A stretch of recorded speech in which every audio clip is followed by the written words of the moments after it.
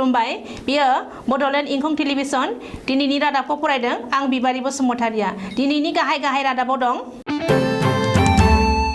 जायनो बांसिन गथ' जोनोम होनो हागोन बिसोरनो बान्था होगोन होनना मिजोरामनि सासे मन्थ्रिया फोसावदों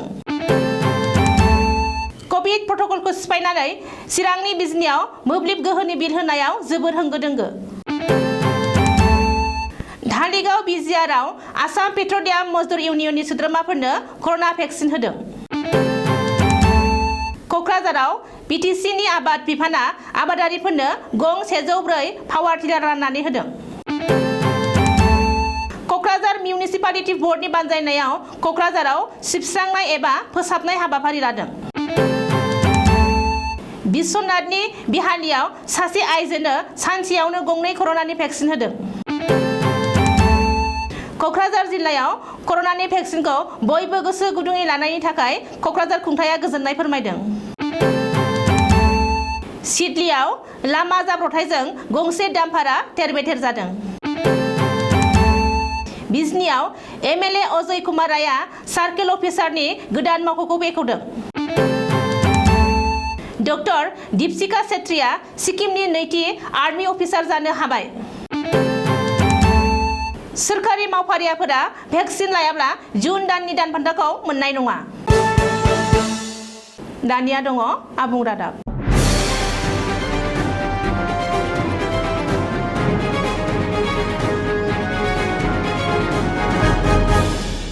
आथिखालाव दुलाराय भारतआवनो गोबां रायजो सोरखारा सुबुं सानखोखौ होबथानो एबा बाङाइ खालामनो थाखाय गोबां रोखोमनि फेमिलि प्लानिं लानायखौ नुनो मोनदों नाथाय सोमोनांथाव बाथ्रा दि बे भारतआवनो सा सानजा रायजो मिजोरामनि केबिनेट मन्थ्रि रबार्ट रमाबिया बुंदों दि आथिखालाव जायफोर आइजोआ बांसिन गथ' जोनोम होनो हागोन बिसोरनो मिजोराम सोरखारा 1 लाख रां बान्था होनाय जागोन लोगोसे बेनि अनगायैबो गांसे मान बिलाइ आरो ट्रफिबो होनाय जागोन मानो होनोब्ला मिजोरामाव मिजो सुबुंनि सानखोआ आथिखालाव बाङाइनिफ्राय बाङाइ जालांगासिनो आरो बेखौ रैखा खालामनो थाखायनो मिजोराम सोरखारा बे थांखिखौ लादों होननानै मन्थ्रिया बुंदों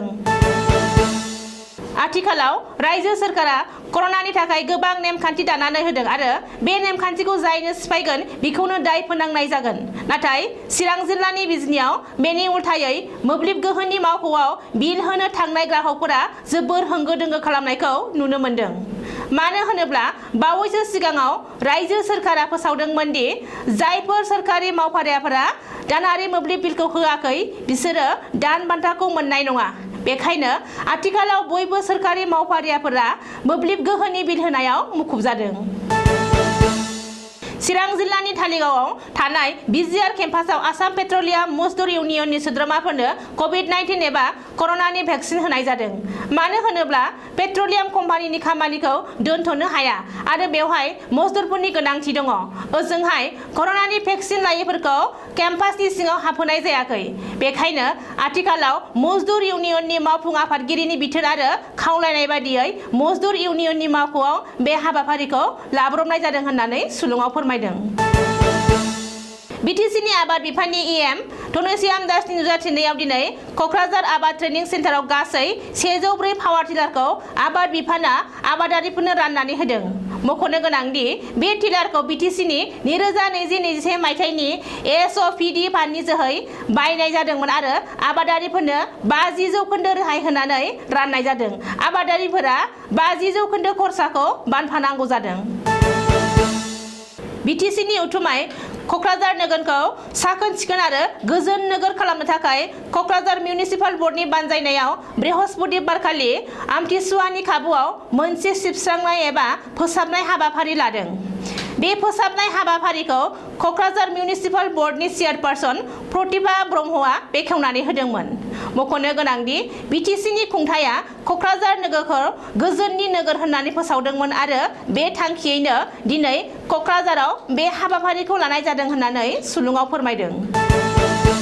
बिश्वनाथ जिल्लानि बिलाहि पिएच सिङाव सासे आइजोनो सानसेयावनो कर'नानि गंनै भेक्सिन होनाय जाथाया आथिखालाव बयखौबो सोमोनांहोदों मानो होनोब्ला कर'नानि भेक्सिनखौ सानसेयावनो गंनै होनाय जाया नाथाय बिहालिनि थागिबि महरमारिनि फिसाजो मनेरा खातुना मंगलबार खालि जेब्ला कर'नानि भेक्सिन लानो बिहालि PHCआव भेक्सिन लानो थांदोंमोन अब्ला डिउटियाव थानाय नार्सआ गोरोन्थियै गंनै भेक्सिन होदोंमोन। जाहोनाव दासान्दि मनेरा खातुना लोमजानानै नोरजिया जानानै दं होननानै नखरनिया फोरमायदों। लोगोसे सावस्रि बिफाना बे दायनिफ्राय बारग'नो थाखाय जेबो बुङालासै आरो लाखोमानो नाजादों होननानै नखरनिया अजद दैखांदों।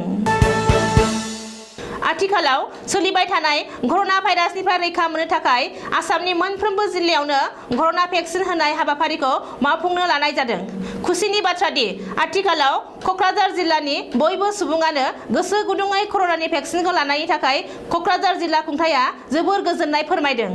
मानो होननानै बुङोब्ला थांनाय 21 जुननिफ्रायनो 23 जुनसिम क'क्राझार जिल्लायावनो बांसिन सुबुंनो भेक्सिन होनो हादोंमोन। ओजोंहाय माखासे उसुबिदानि थाखाय 24 जुनाव भेक्सिन होनायनि खामानिखौ दोनथ'नाय जादों होननानै सुलुङाव फोरमायदों। चिरां जिल्लानि सिडलियाव 37 नं राजा लामानि सायाव गंसे सिनाय मोनै गारिजों सौग्रावलायनायाव सोनाब फारसे थांनाय गंसे डाम्पार ट्राकआ थेर-बेथेर जादों। बे जाथाया मोनानि समाव जानायलाय जाब्रबथायनि गुबै जाहोनखौ जेबो मिथिथ'नाय जायाखै होननानै सुलुङाव फोरमायदों। जाब्रबथाया जोबोर गोख्रों जानायलाय डाम्पारनि खर'आ बायफ्लेजोबदों। आथिखालाव डाम्पारनि ड्राइभारा गोब्राब हालोदाव जोखोम जानानै दं आरो बङाइगावनि गंसे देहा फाहामसालियाव देहानि जोथोन लानांगासिनो होननानै पुलिसनि सुलुङाव फोरमायदों। चिरां जिल्लानि बिजनीआव सार्कल अफिसारनि गोदान मावख'खौ बिजनीनि MLA अजय कुमार रायआ बृहस्पतिबारखालि बेखेवनानै होदों। बे बेखेवनाय हाबाफारियाव सुबाइजार बियाबनि MCLA प्रभात बसुमतारी, निसिमानि MCLA जेम्स बसुमतारी, सायख'जानाय MCLA प्रदीप बायन, बिजनी नगरपालिकानि चेयारमेन गुनेश्वर गयारी आरो बिजनी महकुमानि बेंगिरि ADC दीपाकर नाथजों लोगोसे SDC दर्दी देवराय मोनहाबो दंफायोमोन। मख'नो गोनांदि गोबाव समनिफ्रायनो बिजनी सार्कल अफिसारनि मावख'आ जोबोर खस्थ'यै सोलिबोगासिनो दंमोन। नाथाय दा बे गोदान मावख'खौ मोननो हानानै रायजो राजाया बांसिन मोजां खाबुखौ लानो हासिगोन। भारतीय फाइकि हानजायाव आथिखालाव आइजोफोरखौ गोबां नुनो मोना। नाथाय अब्लाबो सिक्किमनि डक्टर दीपशिखा छेत्रीया सिक्किम रायजोनिफ्राय नैथि आर्मी अफिसार महरै मेडिकेल कर्पसआव बाहागो लानो हानाया जोबोर गोग्गाथाव होननानै सिक्किमनि रायजो राजाफोरा जोबोर गोजोननाय फोरमायदों। मख'नो गोनांदि डक्टर दीपशिखा छेत्रीया गावनि सोलोंथाइखौ गेंटकनि Sikkim Manipur institute of medical साइन्सनिफ्राय MBBS डिग्रीखौ लानो हादोंमोन।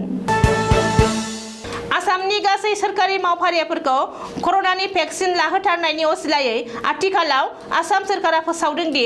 जायफोर सोरखारि मावफारियामोनहा कर'नानि भेक्सिनखौ लायाखै बिसोरो सोलिफु जुन दाननि दान बान्थाखौ मोननाय जानाय नङा। मख'नो गोनांदि बिनि सिगाङावबो आसाम सोरखारा बिथोन होदोंमोन दि जायफोर सोरखारि मावफारियामोनहा मोब्लिब गोहोनि बिलखौ होआखै बिसोरो दान बान्थाखौ मोननाय नङा। बेखायनो बयबो मावफारियामोनहा मोनफ्रोमबो बिथिङाव सांग्रां आरो साखाफारा जानांगौनि सम फैबाय।